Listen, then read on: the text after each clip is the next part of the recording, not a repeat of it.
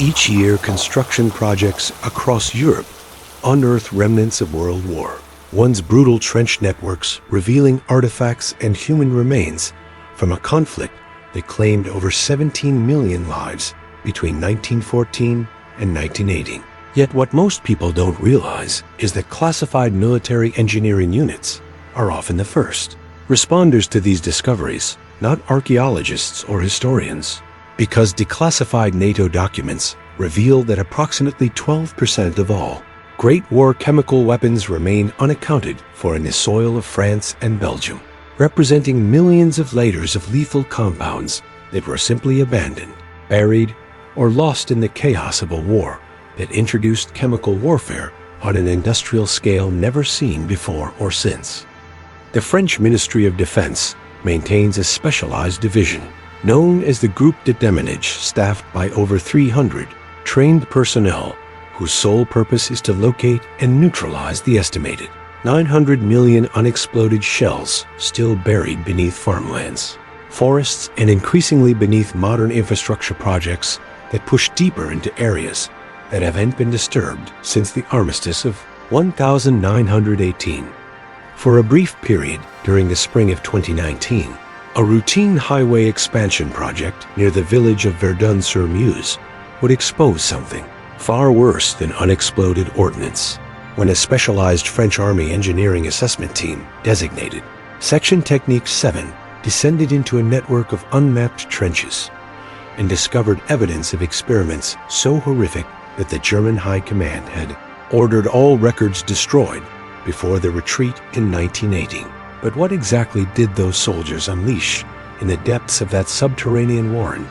And why did the French government immediately seal off 15 square kilometers of territory, evacuate 3 villages, and classify every document related to the incident at the highest possible security level?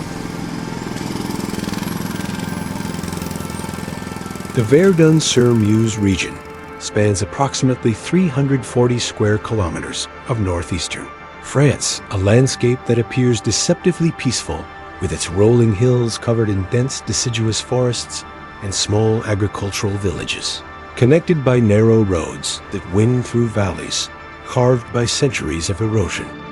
Yet beneath this tranquil surface lies a geological nightmare, a honeycomb of limestone caves, natural sinkholes, and most significantly, over 700 kilometers of interconnected trench systems dug during the 305-day Battle of Verdun in 1916, the longest and one of the bloodiest engagements in human history, where French and German forces suffered a combined 698,000 casualties in a meat grinder that transformed the entire region into what contemporary soldiers called the mincing machine of Verdun. The soil composition itself, a mixture of clay-heavy earth and porous limestone, created perfect conditions for chemical weapons to seep downward into underground cavities where they could remain trapped for decades, protected from degradation by the stable temperatures and lack of oxygen in sealed chambers that became accidental time capsules of horror. It is perhaps unsurprising then that this region, more than any other location in Europe, continues to yield discoveries that challenge our understanding of what actually happened in those desperate final years of the Great War. Historical records from the Bibliothèque Nationale de France contain fragments of testimony from a French patrol that emerged from the trenches near Mortagne Hill in March 1917. Their report, written in shaking handwriting, that described what they called La Brouillard Vivante, the living fog, a yellowish-green mist that appeared to move with deliberate purpose through the trench system, flowing uphill against the wind, seeking out soldiers in their dugouts, with what the patrol leader, Sergeant Henry Beaumont, described as the intelligence of a hunting animal that has caught the scent of wounded prey. The report, filed with the French Second Army headquarters and immediately classified, detailed how the fog seemed to avoid gas masks entirely, instead seeping through the wooden floorboards of command bunkers and rising up through the soil itself as if it were searching for specific targets. Beaumont's patrol found 23 German soldiers in a captured trench, all dead, their bodies bearing no wounds, but their skin turned a peculiar shade of gray-green that contemporary doctors couldn't explain, with expressions of such absolute terror frozen on their faces that several French soldiers in the recovery detail required psychiatric treatment afterward. The report concluded with a single line that was heavily redacted in all surviving copies. "We believe the Germans were testing something they could not control, and it remains below, waiting." Similar accounts appeared in classified German military archives discovered after World War II, where Hauptmann Klaus Dietrich of the 52nd Reserve Division wrote to his superiors in December 1917 about a sentient gas that his unit had encountered in abandoned French positions near Vauquois, describing how the substance seemed to remember its victims and would return night after night to the same locations, as if it were learning the patterns of human movement and adapting its behavior accordingly. Cases precedent to the 2019 discovery had been documented with disturbing regularity by the Groupe de Déminage since the 1960s, though these reports were consistently buried under layers of bureaucratic classification that kept them from public knowledge or even interdepartmental sharing. In 1973, a team clearing unexploded ordnance near Fleury-Vendôme breached a sealed German bunker and reported equipment malfunctions, specifically their radio communications filling with what sounded like breathing patterns and their gas detection instruments registering chemical signatures that cycled through different compounds as if something were actively changing its molecular composition in response to their presence. The team leader, Lieutenant Marcel Fourier, noted in his classified report that the temperature inside the bunker dropped 15 degrees Celsius in less than 2 minutes, and that a yellowish residue began seeping from the concrete walls, despite the space having been sealed for over 55 years, with the residue moving in streams that flowed upward against gravity toward the team members' exposed skin. The incident resulted in the immediate evacuation of the site and its permanent closure, with the entrance filled with concrete and marked only on classified military maps. Similar encounters were reported by construction crews in 1988, 1995, and 2007, each time resulting in unexplained medical symptoms among workers, mysterious equipment failures, and swift military intervention that sealed the sites without public explanation. The pattern was clear to those few officials with access to the complete classified record. Something from the Great War remained active in the subterranean network beneath Verdun, something that conventional munitions disposal procedures were utterly inadequate to address, and something that appeared to be becoming more aggressive with each new disturbance of the soil that had imprisoned it for a century. April 3, 2019, 0615 hours. The construction site 7 kilometers northwest of Verdun proper had been active for only 40 minutes when the lead excavator operator, a civilian contractor named Philippe Marchand, reported his equipment breaking through what he initially believed was a sewer line, but quickly realized was something far older and more substantial. Captain Etienne Voss of Section Technique 7, a 34-year-old demolitions expert with the French Army Engineering Corps, who'd earned his nickname Le Prudent during tours in Afghanistan for his methodical approach to explosive ordnance disposal, received the call at 0640 hours along with his 5-person assessment team. Lieutenant Sarah Beauchamp, a chemical weapons specialist who'd written her doctoral thesis on World War I gas warfare. Sergeant Thomas Roche, a structural engineer built like a rugby forward with 12 years of experience in subterranean operations. Corporal Yannick Pelletier, their electronics and sensor technician, who never went anywhere without his custom-built atmospheric monitoring rig. Private First Class Margot Severin, a combat medic cross-trained in hazardous materials response. And Private Leon Durand, fresh from training and eager to prove himself, despite his nervous habit of constantly checking his equipment.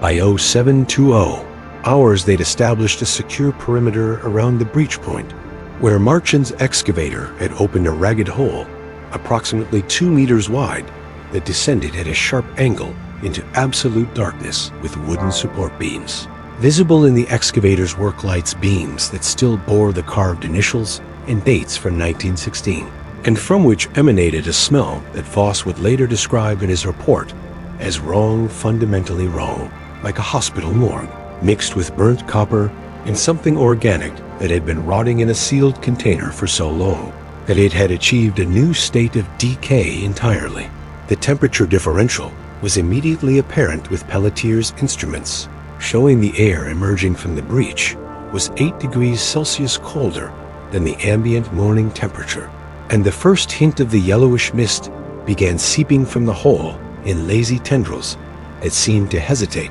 at the threshold between darkness and daylight, as if testing the world above before committing to emergence. Voss established communication protocol with their command post, checked that all team members had properly sealed their CBRN protective suits and respirators, then led the descent into what his tactical light revealed to be a remarkably well-preserved section of German. Trenched the walls reinforced with timber and corrugated metal sheets, stamped with Imperial German eagles and manufacturing dates from Hull, 1915 to 1917.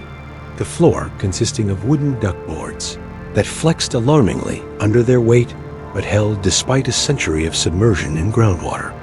The trench extended approximately 30 meters before branching into a T-junction, and it was Beauchamp who first noticed the bodies. 7 German soldiers in Feldgrau uniforms sitting against the western wall in positions that suggested they'd simply decided to rest, their Mauser rifles still held in hands that had mummified into clawed shapes, their faces preserved by the cold, dry conditions into leathery masks that retained enough detail to show their final expressions. Expressions that made Severin actually step backward and bump into Durand, despite her professional training. These soldiers hadn't died in combat. There were no wounds, no blood, no signs of violence, but their mouths were open in silent screams, and their eyes, those that remained, were fixed on the ceiling with a look of such concentrated horror that Roach crossed himself without thinking, despite being an avowed atheist. The walls around the bodies were covered in scratches, fingernail marks, gouged so deep into the wooden. Planks that splinters remained embedded in the mummified fingertips, and scrawled across one section in what appeared to be blood were German words that Beauchamp translated in a whisper. Is denkt. Is jat. Is erinnert sich. It thinks. It hunts. It remembers. Pelletier's atmospheric sensors began chirping urgent warnings, detecting trace amounts of sulfur mustard, phosgene, and chlorine gas, but also registering molecular signatures that didn't match any known compound in his database, readings that fluctuated wildly, as if the chemical composition of the air itself was actively changing, moment by moment in response to their presence. And it was at that exact moment that all 6 of their tactical radios simultaneously filled with a sound that Voss would describe in his official testimony as rhythmic, like breathing or a slow heartbeat, but with an underlying pattern that suggested intelligence, as if something were using our own communications equipment to announce that it knew we were there. The yellowish mist that had been barely visible at the entrance suddenly began pouring from the junction ahead of them in quantities that defied the physical space it was emerging from, flowing along the floor like a liquid, but rising in tendrils that reached toward the team with movements far too deliberate to be explained by air currents or pressure differentials.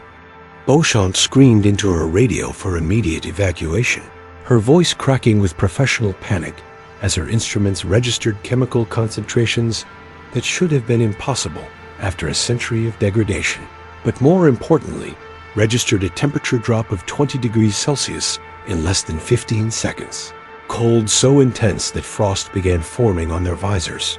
and their breath became visible even inside their sealed suits.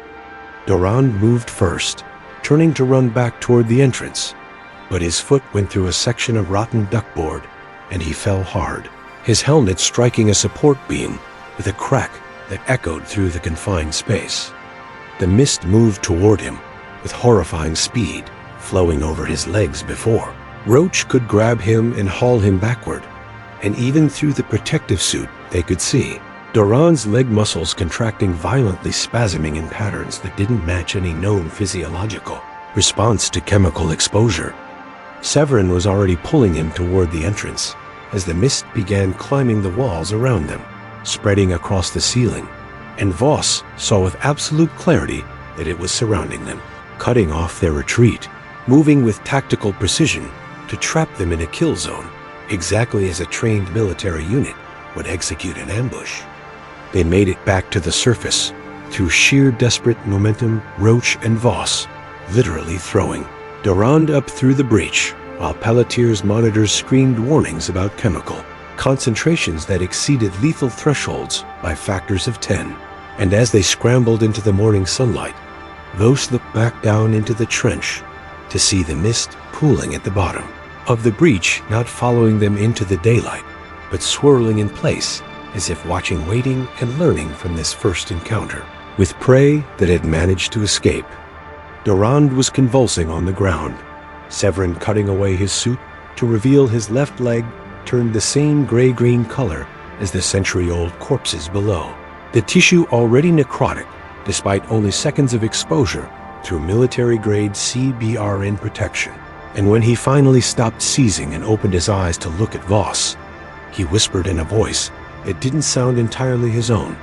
"It's been waiting. It's so hungry. And now it knows we're here."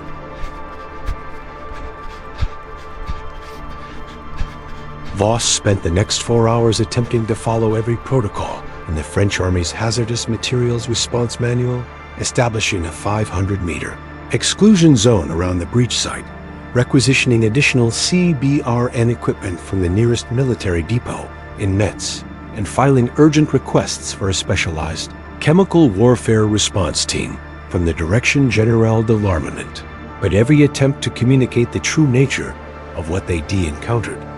was met with bureaucratic skepticism and delays that would have been comical. If Durand wasn't currently sedated in a medevac helicopter en route to Val de Grace Military Hospital in Paris, with tissue necrosis spreading up his leg at a rate of approximately 2 centimeters per hour, despite every antidote and treatment Severin had administered. The radio communications with command were plagued by the same rhythmic interference they'd heard in the trench. They'd heard in the trench a pulsing static that seemed to intensify whenever Voss tried to describe the mist's intelligent behavior, as if something were actively jamming their transmissions, or more disturbingly listening to their reports and learning military terminology and radio protocols. Beauchamp had retreated to their mobile command vehicle, a converted personnel carrier, outfitted with chemical analysis equipment, where she was running samples of the yellowish residue that had adhered to their suits through a portable mass spectrometer, her hands shaking as she ran the tests 3 times because the results made no scientific sense whatsoever. Lieutenant Remy Fontaine, a military intelligence analyst who'd been dispatched from regional headquarters, and arrived at 1300 hours with an expression that suggested he'd already been briefed on something he wished he didn't know, reviewed Beauchamp's findings with the careful precision of someone handling a live grenade,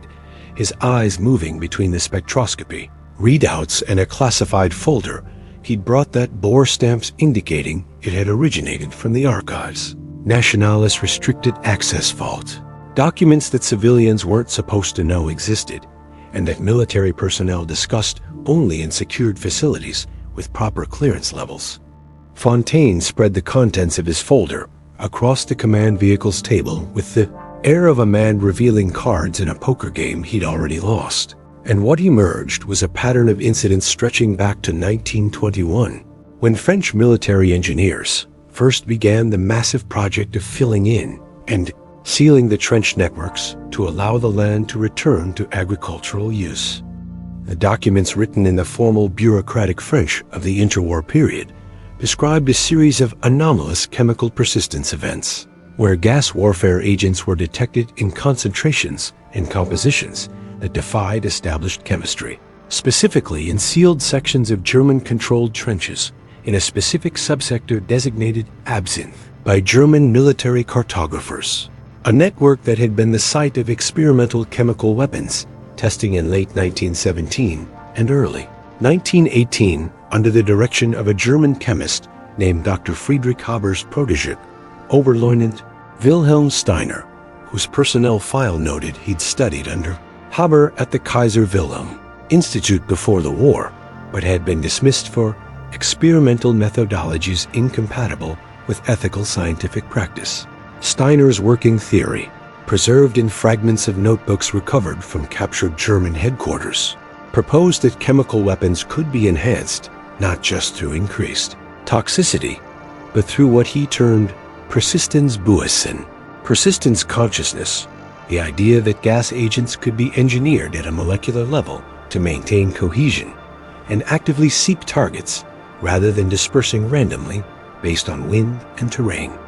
The notebooks contained calculations and chemical formulae that combined traditional mustard gas components with organic compounds derived from human tissue, specifically cerebrospinal fluid, along with exposure to electromagnetic fields generated by modified radio equipment, a process Steiner believed would create a reactive agent that could adapt to countermeasures and environmental conditions. The final entry in his recovered notes, dated February 14, 1918, stated simply, "First synthesis successful. Compound demonstrates unexpected autonomous behavior. Recommend immediate cessation of project." The next page had been torn out, and Steiner himself had disappeared from German military records on February 28, 1918, with official documents stating he'd been killed at a French artillery barrage, though no body was ever recovered, and several of his colleagues reported seeing him being escorted away by German military police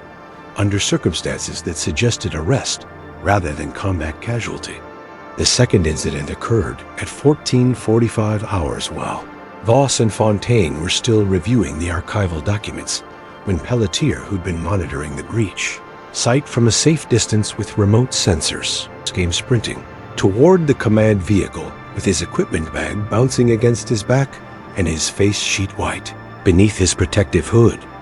His atmospheric monitors had detected a massive pressure change inside the trench system, a rapid increase suggesting something was forcing air upward from deep within the network, and his seismic sensors were picking up vibrations that matched the frequency of human footsteps, dozens of them moving through the tunnels in organized formations, as if an entire unit were advancing toward the surface.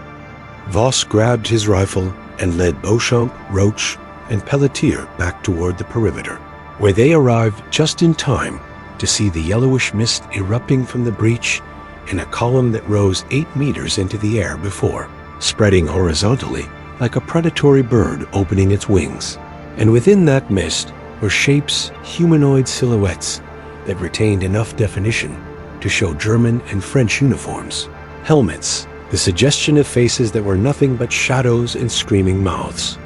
The mist figures moved with coordinated precision, 6 of them spreading out to surround the excavation site, while the main mass of the gas began flowing toward a group of civilian construction workers who hadn't evacuated quickly enough and were now trapped against their equipment trailer 40 meters from the breach. Voss ordered his team to fire flares, the magnesium-bright emergency signals they carried for night operations, and the effect was immediate and dramatic, the mist recoiling from the intense light and heat as if it were physically painful, the humanoid shapes dissolving back into formless vapor that retreated toward the trench entrance. And in that moment of reprieve, Roach managed to reach the civilians and herd them toward safety. But as the flares burned down and their light faded, the mist began advancing again, more cautiously this time, testing the perimeter with tendrils that would extend forward, withdraw, then extend again in a different location. And Voss realized with sick certainty that it was learning, adapting its tactics, figuring out the limitations of their defenses, and that this temporary victory had only taught it how to overcome them next time. The team established a defensive perimeter, using every flare and light source they could gather, creating a ring of illumination that kept the mist at bay. But Beauchamp was staring at her instruments with an expression of dawning horror as she realized that the chemical composition readings were changing in real time, the gas actively modifying its molecular structure to become less photosensitive, evolving before their eyes to counter the one weakness they'd discovered. And when she looked up at Voss, her voice was barely a whisper. "It's learning faster than we can adapt." The mist returned at 1847 hours, just as the spring sun was descending toward the horizon, and the long shadows of the forest were beginning to merge into the general twilight. But this time, it emerged not just from the original reach, but from 7 additional points, scattered across the construction site in a perfect tactical formation that suggested reconnaissance, strategic planning, and coordinated assault capabilities that would have impressed military academy instructors. Voss watched through his tactical binoculars as columns of yellowish green vapor erupted simultaneously from fissures in the ground that hadn't existed an hour earlier, the gas apparently having spent the afternoon tunneling through the subterranean network to establish multiple access points that would allow it to flank and surround any defensive position they established. And the volume of chemical agent now pouring into the evening air was orders of magnitude greater than the initial encounter. Enough that Pelletier's instruments were registering concentrations that would kill an unprotected human being in less than 3 breaths. The temperature across the entire site plummeted so rapidly that frost began forming on equipment, vehicle windows, and the exposed skin of Voss's face where his protective hood didn't quite seal properly. Cold so intense that it felt like knives cutting into his cheekbones, and the quality of the light itself began to change in ways that defied meteorological explanation, the sky taking on a sickly greenish tint as if the mist were somehow diffusing upward through the atmosphere and filtering the sunset through its toxic mass.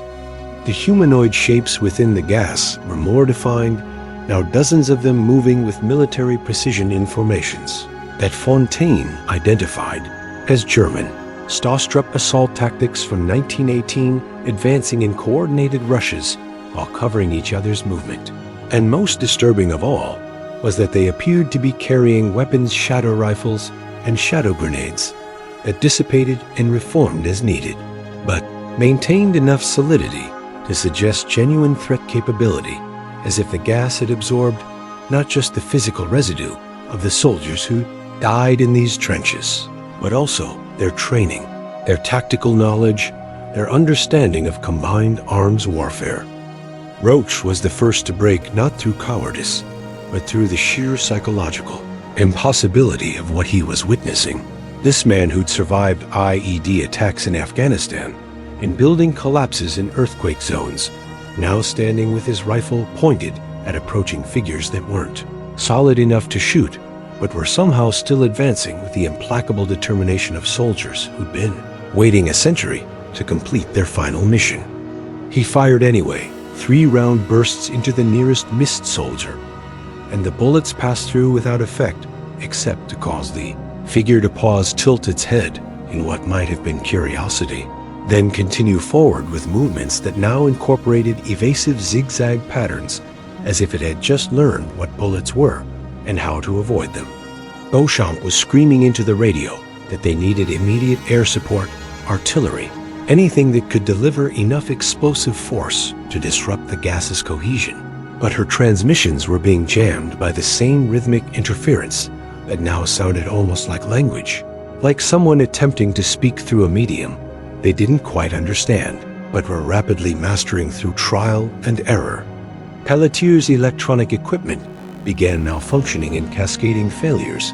First, his atmospheric sensors, reading impossible negative temperatures and pressures that suggested the gas was somehow creating localized vacuum effects. Then his GPS showing their position, shifting randomly across a 5-kilometer radius, despite them not moving. Then his radio, crackling with voice fragments in German and French old-fashioned military terminology mixed with modern phrases they'd spoken just hours earlier, as if something were playing back recordings of a century's worth of human speech in the trenches and attempting to construct meaning from the accumulated data.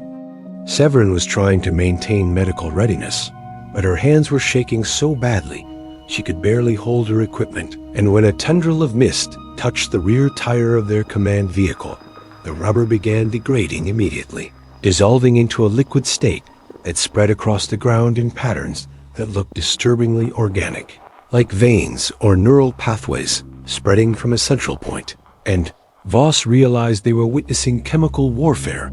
elevated to a level that warfare doctrine had never imagined an autonomous weapon system that had spent 100 years in isolation, learning to think, to hunt, to perfect itself into something that made conventional military force utterly obsolete. The Mist soldiers began converging on their position from all 7 breach points simultaneously, moving now with perfect coordination that suggested a hive intelligence or centralized command structure. And Voss made the decision to fall back toward the tree line, 200 meters to the east, hoping the dense forest would provide some barrier to the gas's movement, or at least limit its tactical options. They ran in full retreat, abandoning equipment and vehicles, Fontaine clutching his classified documents to his chest as if paperwork mattered. In the face of dissolution at a molecular level, and as they sprinted across open ground, Voss looked back to see the mist flowing after them in a wave that had to be 15 meters high and stretching the entire width of the construction site. A wall of sentient poison moving faster than human running speed and beginning to arc overhead to cut off their escape route to the forest. The temperature was now so cold that Voss's lungs burned with each breath, even through his respirator, frost forming on the inside of his visor and obscuring his vision. And he could hear Duran's words echoing in his memory. "It's so hungry." The forest edge was 50 meters away, then 30, then 10, and the mist was directly overhead, now blotting out the darkening sky, descending on them like a raptor's claws, closing around prey that had nowhere left to run. And Voss felt something touch the back of his neck, despite his protective suit being sealed a cold that went beyond physical temperature into something that felt like it was freezing his thoughts themselves, slowing his neural processes. And he had the horrifying realization that the gas wasn't just killing them, it was studying them, learning from their biology, their fear, responses, their desperate attempts at survival, gathering data that would make it even more effective against the next humans it encountered. The world was dissolving into yellowish-green haze, reality itself seeming to break down as if the gas were somehow acidic to perception as well as flesh. And Voss's last coherent thought before darkness closed in was the certainty that they were all about to join the century-old corpses in the trenches below, becoming part of the mist's collective memory, their knowledge and experience absorbed into its growing consciousness, and that nothing anyone did would prevent it from spreading across the countryside once it had finished with them. A weapon from the Great War, finally achieving the total victory its creators had intended, delayed but not denied by 100 years of imprisonment in the Verdun soil. The sound that saved them came from above, not the helicopter rotors Voss had been desperately hoping for, but the deeper, more ominous roar of jet engines. And through the yellowish haze that was crushing down on them, he glimpsed the angular shape of a Dassault Rafale fighter make an impossibly low pass over the construction site at what couldn't have been more than 100 meters altitude. And an instant later, the entire world became fire and concussive force as magnesium flares, white phosphorus canisters, and what Voss's stunned brain recognized as experimental thermobaric munitions, designed for cave-clearing operations in Afghanistan, detonated in a precise grid pattern that covered the construction site and all 7 breach points, with overlapping fields of extreme heat and pressure that exceeded 2,000 degrees Celsius. The mist recoiled as if it had been physically struck the humanoid shapes within it, dissolving into formless vapor that writhed and twisted in apparent agony, pulled back toward the breach points by some instinct or imperative to retreat to the safety of the subterranean network where it had survived for a century. And the wall of gas that had been descending on Voss's team fragmented into dozens of separate streams that fled across the ground like wounded animals seeking cover.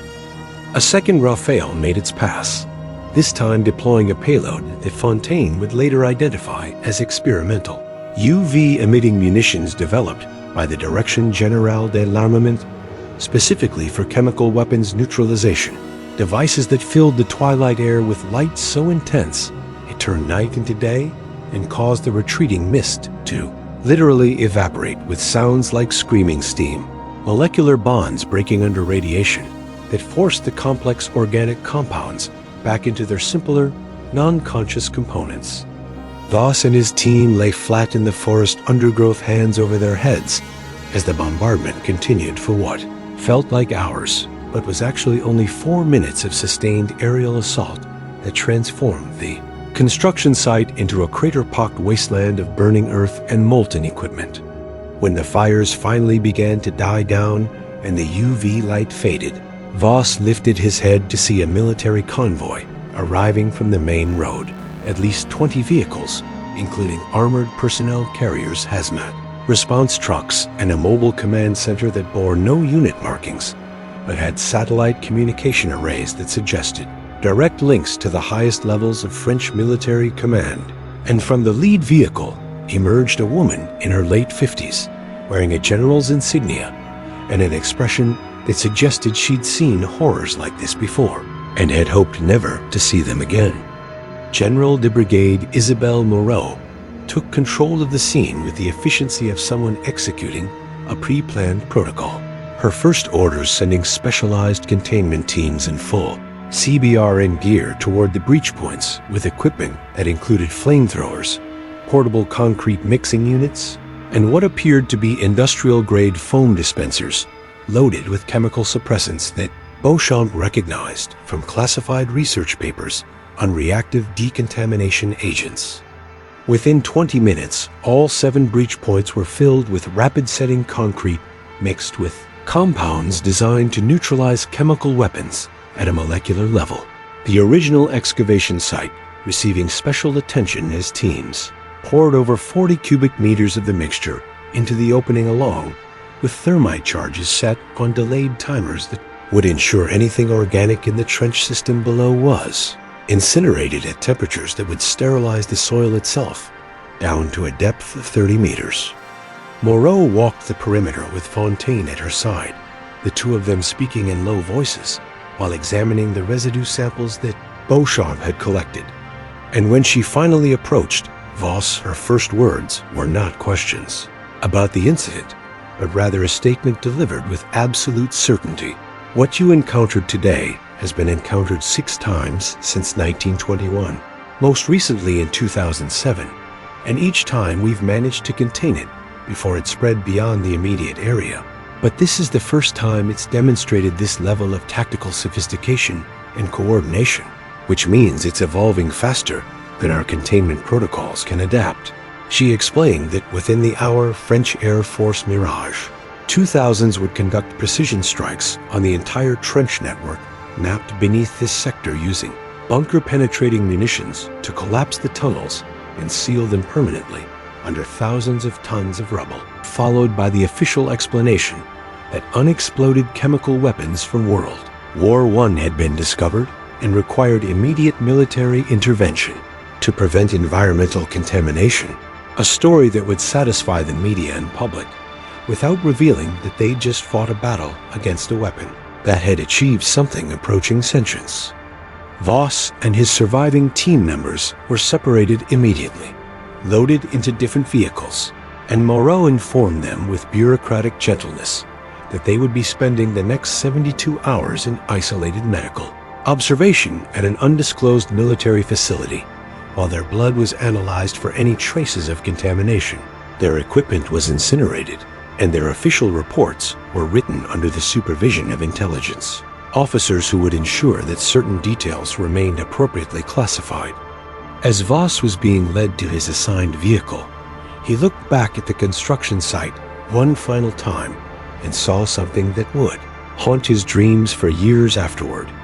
At the edge of the tree line, barely visible in the gathering darkness, a small patch of yellowish mist hovering motionless among the shadows, watching the human activity with what felt like patient, calculating intelligence. And though he blinked and it was gone, he couldn't shake the certainty that it hadn't been destroyed, merely driven back, and that somewhere deep in the honeycomb of unmapped trenches beneath Verdun, it was retreating to depths where even bunker-penetrating bombs couldn't reach, waiting with the patience of something that had already waited a century and could wait a century more, growing stronger, learning from each encounter, preparing for the day when humans would dig deep enough to release it again, and this time it would be ready.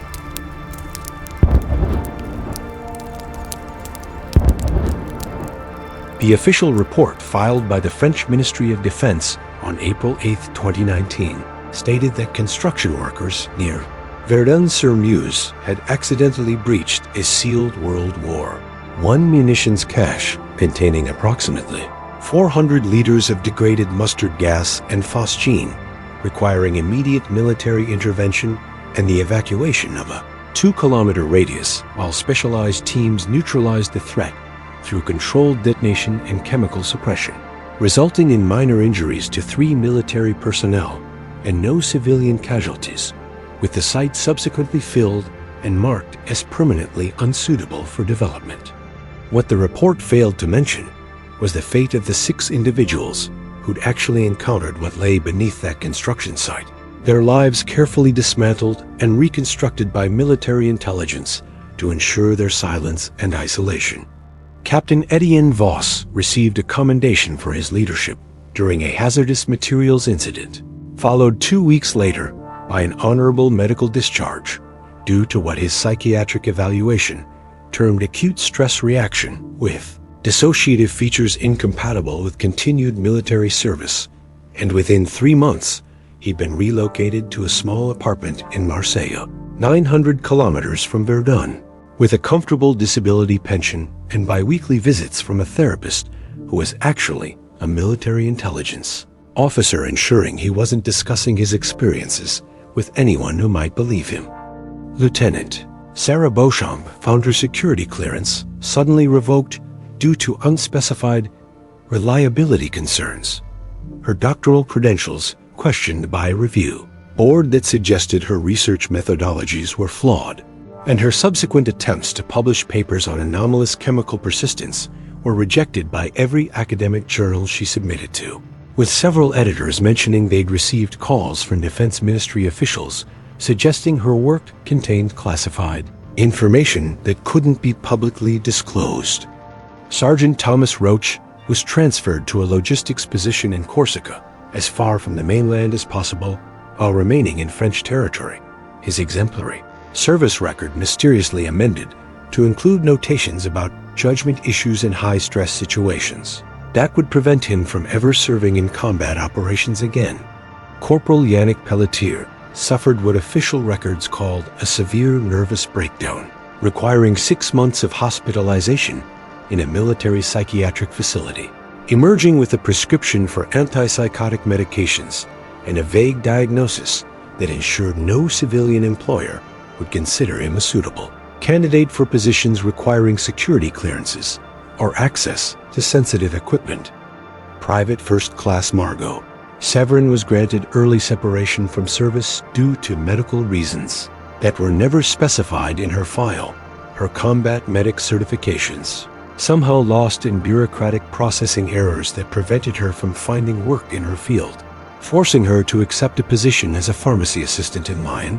where her colleagues noticed she flinched at the smell of certain chemical compounds and refused to work in the storage room,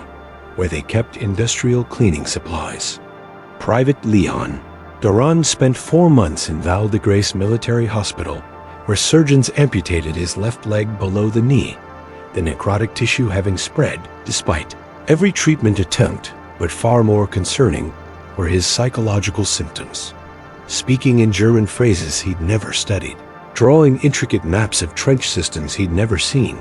and insisting during therapy sessions that he could still feel them, in his mind, the accumulated memories of soldiers who died in the gas a century ago, their experiences somehow imprinted in a chemical agent that had touched him, and his discharge papers listed him as permanently disabled with severe PTSD and delusional disorder. ensuring no one would take his claims seriously if he ever tried to go public with his story. The physical evidence disappeared with even greater efficiency than the human witnesses, as General Moreau's containment teams had excavated every cubic meter of contaminated soil within a 500-meter radius of the breach points, loading it into sealed containers that were transported to a classified military waste facility in the Pyrenees, where it would be stored in reinforced concrete bunkers 200 meters underground, monitored by sensors that would remain active for the next 1,000 years to detect any signs of the chemical agent reconstituting itself.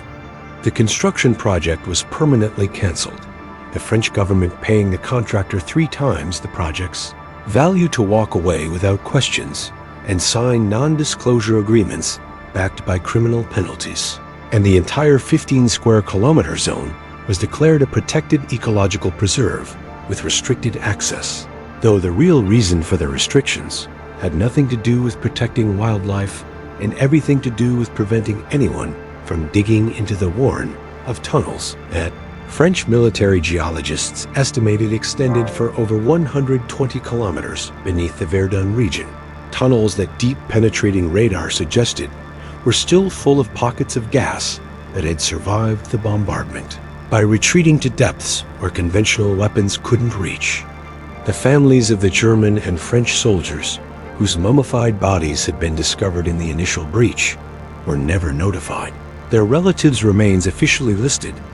unable to be recovered due to structural instability, though in truth, those corpses had been collected by special teams wearing full hazmat protection and incinerated in a mobile crematorium that reduced them to sterile ash, eliminating any possibility that tissue samples might be analyzed by curious scientists who'd ask uncomfortable questions about the unusual chemical signatures preserved in their bones and organs.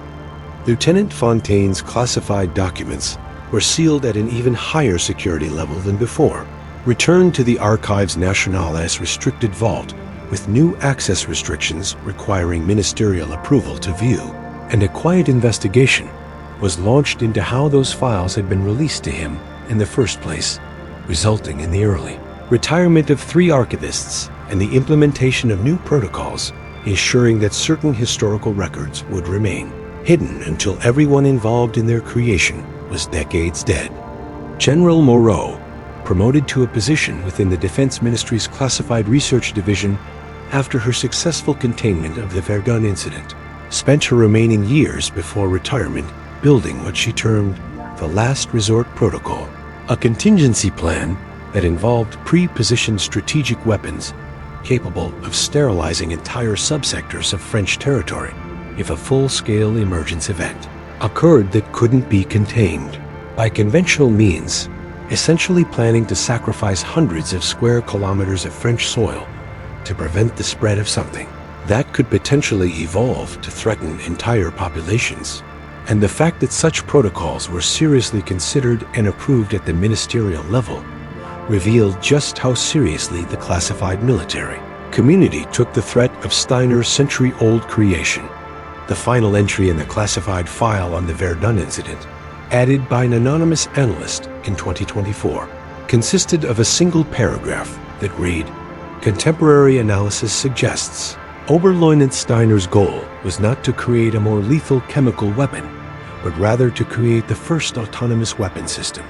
a self-directed military asset that could operate indefinitely without human control, learn from its engagements, and adapt to enemy countermeasures," essentially inventing artificial intelligence decades before digital computers made the concept mainstream. And the horrifying possibility exists that he succeeded beyond his intentions,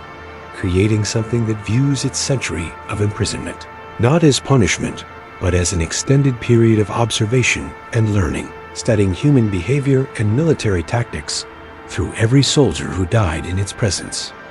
Don't forget to follow our channel for more military encounters. Hit the notification bell so you never miss our investigations into phenomena that defy everything we've been taught about reality. And subscribe to join our community of truth seekers who refuse to accept official explanations that ignore overwhelming evidence.